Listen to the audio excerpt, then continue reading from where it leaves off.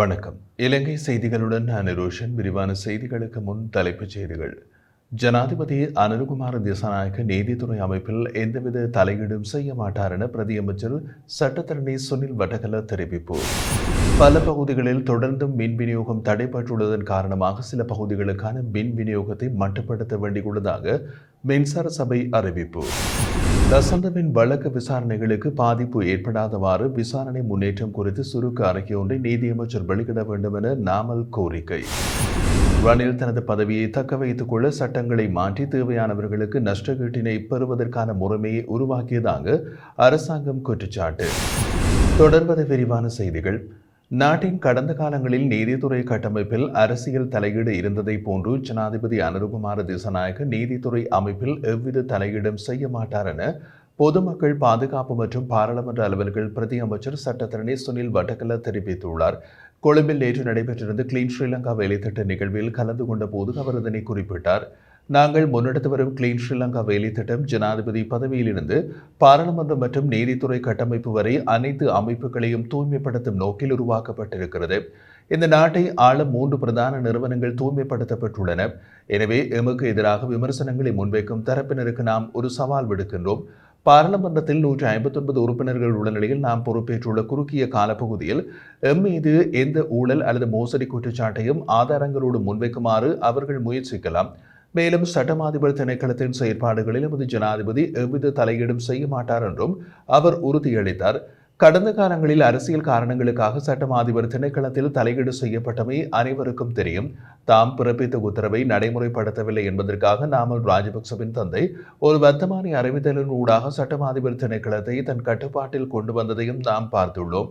ஆனால் எமது ஜனாதிபதி அரசியலமைப்புக்கு கட்டுப்பட்டு செயல்படும் ஒரு தலைவர் என்பதால் இவ்வாறான செயற்பாடுகள் இனி இடம்பெறாது என்றார். நாட்டின் பல பகுதிகளில் தொடர்ந்தும் மின் விநியோகம் தடைப்பட்டுள்ளதன் காரணமாக சில பகுதிகளுக்கான மின்சார விநியோகத்தை மட்டுப்படுத்த வேண்டி ஏற்பட்டுள்ளதாக இலங்கை மின்சார சபை தெரிவித்துள்ளது. நேற்றைய தினம் நாடு முழுவதும் ஏற்பட்ட திடீர் மின்தடையை தொடர்ந்து நுரைச்சோலை மின் உற்பத்தி நிலையத்தின் 3 மின் உற்பத்தி இயந்திரங்களும் செயலிழந்ததால் இவ்வாறு சில பகுதிகளுக்கான மின்சார விநியோகத்தை மட்டுப்படுத்த வேண்டி ஏற்பட்டுள்ளதாக தெரிவிக்கப்பட்டுள்ளது. இந்த நிலையில் நேற்று காலை முதல் நாடு முழுவதும் தடைப்பட்டிருந்த மின் விநியோகம் நேற்று மாலை 5:30 அளவில் சுமார் 6 மணித்தியாலத்தின் பின்னர் முழுமையாக வழமைக்கு திரும்பியிருந்தது. எனினும் சிறிது நேரத்திற்கு பின்னர் பல பகுதிகளில் மீண்டும் மின்சார விநியோகம் தடைப்பட்டது. பாணந்துறை உப மின் நிலையத்தில் குரங்கொன்று மோதியதால் மின்தடை ஏற்பட்டதாக தெரிவிக்கப்பட்டது. எனினும் நேற்றைய தினம் உப மின் நிலையத்தில் குரங்குகள் எவையும் மோதவில்லை என பாணந்துறை உப மின் நிலையத்தின் பாதுகாப்பு அதிகாரி குறிப்பிட்டுள்ளார். இதேவேளை நுரைச்சோலை அனல் மின் நிலையத்தின் ஏற்பட்ட கோளாறு காரணமாக 3 மின் பிறப்பாக்கிகளும் செயலிழந்துள்ளதாக இலங்கை மின்சார சபையின் பேச்சாளர் ஒருவர் தெரிவித்துள்ளார். எனவே கேள்விக்கு ஏற்ப மின்சாரத்தை வழங்க இயலாமையினால் மின் விநியோக கட்டமைப்பில் சமநிலையின்மை உருவாகியுள்ளது. இதன் காரணமாக பல பகுதிகளுக்கு மின் விநியோகம் துண்டிக்கப்பட்டுள்ளது என்றும் கூறினார். நுரைச்சோலை அனல் மின் நிலையத்தின் 3 மின் உற்பத்தி இயந்திரங்களையும் வழமைக்கு கொண்டு வருவதற்கு மேலும் சில நாட்கள் தேவைப்படும் எனவும் தெரிவிக்கப்பட்டுள்ளது. நேற்று ஏற்பட்ட திடீர் மின்தடையினால் தொழிற்சாலைகள், முதலீட்டு வலயங்கள் மற்றும் பிற வணிக நிலையங்களின் செயற்பாடுகளும் மக்களின் அன்றாட வாழ்க்கையும் கடுமையாக பாதிக்கப்பட்டிருந்தது. மின்சார விநியோகம் தடைப்பட்டதை தொடர்ந்து போக்குவரத்து சமிக்ஞை அமைப்புகள் செயலிழந்ததால் கொழும்பு மற்றும் அதன் புறநகர் பகுதிகள் உட்பட பல பகுதிகளில் போக்குவரத்து பாதிக்கப்பட்டது. இதேவேளை நேற்றைய தினம் பதிவான திடீர் மின்தடை தொடர்பாக விசாரணைகள் ஆரம்பிக்கப்பட்டுள்ளதாக இலங்கை மின்சார சபை குறிப்பிட்டுள்ளது. லசந்த விக்ரமதுங்க கொலை தொடர்பான விசாரணைகளுக்கு வித பாதிப்பும் ஏற்படாதவாறு விசாரணை முன்னேற்றம் குறித்து சுருக்க அறிக்கை ஒன்றை நீதியமைச்சர் பாராளுமன்றத்தில் சமர்ப்பிக்க வேண்டும் என ஸ்ரீலங்கா பொதுஜன பெரமுனவின் தேசிய அமைப்பாளர் நாமல் ராஜபக்ச தெரிவித்துள்ளார். நேற்று பொலனறுவி மாவட்டத்தில் கிராமத்திற்கு கிராமம் வேலை திட்டத்தை ஆரம்பித்த போது ஊடகவியலாளர்களிடம் கருத்து வெளியிடுகையில் அவர் இதனை கூறினார்.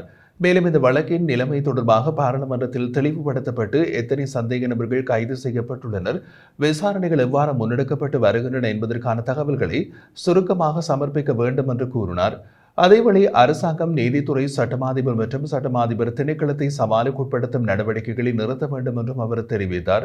மேலும் முன்னாள் நீதி அமைச்சரால் பாதுகாக்கப்பட்ட சட்டமாதிபர் திணைக்களத்தினை தற்போது சவாலுக்குட்படுத்துவதை தவிர்த்துக் கொள்ள வேண்டும் என்று எதிர்பார்ப்பதாகவும், அனுர பிரியதர்ஷன ஜாபா மற்றும் யோசித கைது செய்யப்பட்ட போது அதனை நீதிமுறை சரியாக செயல்பட்டதாக கூறிய அரசாங்கம் பின்னர் அவர்களுக்கு பிணை வழங்கப்பட்ட போது முரணாக விமர்சிப்பது தகுதியற்ற செயலாக இருப்பதாகவும் நாமல் ராஜபக்ச கூறியுள்ளார்.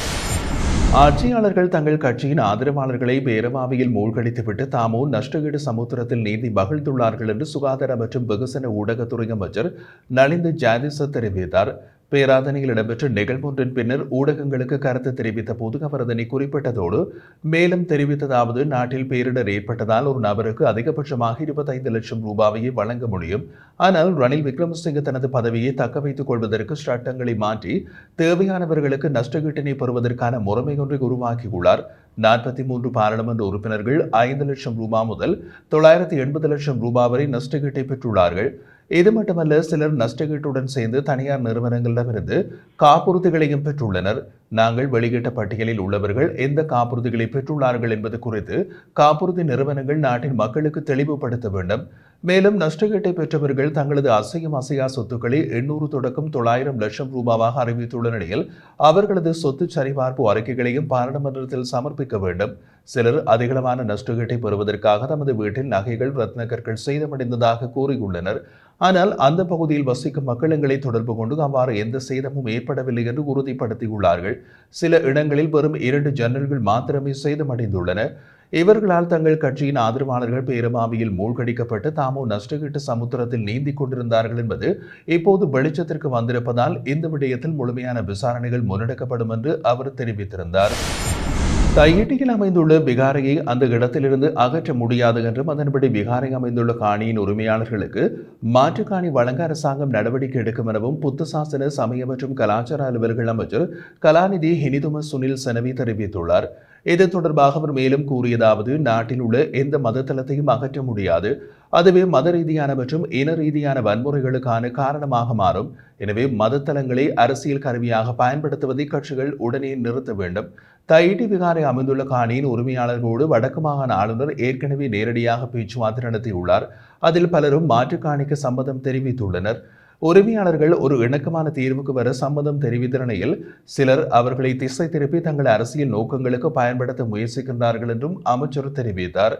இதேவேளை யாழ்ப்பாணம் தையிட்டியில் அமைந்துள்ள திஸ்ஸ ரொஜமகா விகாரையில் தமிழர்கள் எவருக்கும் கை வைக்க இடமளிக்க முடியாது என பிவித்துரு ஹெல உரிமைய கட்சியின் தலைவரும் முன்னாள் அமைச்சருமான உதய கமன்பில தெரிவித்தார். இது தொடர்பாக அவர் மேலும் கூறுகையில், குறித்த விகாரை சிங்கள பௌத்தர்களுக்கு சொந்தமானது. அதனை சூழ உள்ள காணியும் தற்போது விகாரை நிர்வாகத்திற்குரியது. எனவே இந்த விவகாரம் தொடர்பாக தமிழ் மக்களும் தமிழ் கட்சிகளின் பிரதிநிதிகளும் கருத்து கூற எந்த வகையிலும் அருகதையற்றவர்கள். தையிட்டி திஸ்ஸ ரொஜமகா விகாரியை இடிக்க வேண்டும் என்று கோஷமிடும் தமிழ் அரசியல்வாதிகள் இந்த உண்மைகளை புரிந்து கொள்ள வேண்டும். இந்த விகாரையில் தமிழர்கள் எந்த முறையிலும் கைவைக்க இடமளிக்க முடியாது என்பதோடு மேலும் பௌர்ணமி தினத்தன்று தமிழர்கள் போராட்டம் நடத்தி எங்களை மிரட்ட முடியாது என்றும் அவர் தெரிவித்துள்ளார். கடந்த 2022ஆம் ஆண்டு நாட்டில் ஏற்பட்ட வன்முறையின் போது தமது சொத்துக்களுக்கு சேதம் ஏற்பட்டதாக கூறி 43 பாராளுமன்ற உறுப்பினர்கள் மொத்தம் 122 கோடி ரூபாய் இழப்பீடு பெற்றுக்கொண்ட சம்பவம் தொடர்பாக முறைப்பாடு பதிவு செய்யப்பட்டுள்ளது. லஞ்சம், ஊழல் மற்றும் வீண்பிரியத்திற்கு எதிரான பிரஜைகள் சக்தி அமைப்பின் தலைவர் ஜனாமுனி காமந்த துஷார இந்த முறைப்பாட்டை குற்றப்புலனாய்வு திணைக்களத்தில் பதிவு செய்தமை குறிப்பிடத்தக்கது. அவர் இது தொடர்பாக ஊடகங்களுக்கு தெரிவிக்கையில், நாட்டு பிரஜை ஒருவரின் சொத்துக்களுக்கு தீ வைத்தால் அவர் குற்றவாளிகளை கண்டுபிடித்து நீதிமன்றத்தில் வழக்கு நடத்தி அதன் பின்னரே நஷ்டஈடு பெற்றுக் கொள்ள முடியும். ஆனால் இந்த பாராளுமன்ற உறுப்பினர்கள் பொதுமக்களுக்கு கிடைக்காத சலுகைகளை பயன்படுத்தி தங்களுக்கே நஷ்டஈட்டை பெற்றுக் கொண்டுள்ளனர். அறவழி போராட்டத்தின் போது பொதுமக்களின் வீடுகள், சொத்துக்கள், பஸ்கள் தீக்கிரையாகின. அவர்களுக்கு எந்தவிதமான நஷ்டஈடும் வழங்கப்படவில்லை. அதேபோல் எரிவாயு சிலிண்டர்கள் வெடித்து வீடுகள் சேதமடைந்தன. அந்த குடும்பங்களுக்கும் எந்தவிதமான நஷ்டஈடும் வழங்கப்படவில்லை. ஆனால் அரசாங்க அமைச்சரவையில் இருந்த சிலர் தங்களுக்குள் நஷ்டஈட்டை பகிர்ந்து கொள்வது நியாயமானதா என்றும் அவர் கேள்வி எழுப்பியிருந்தார்.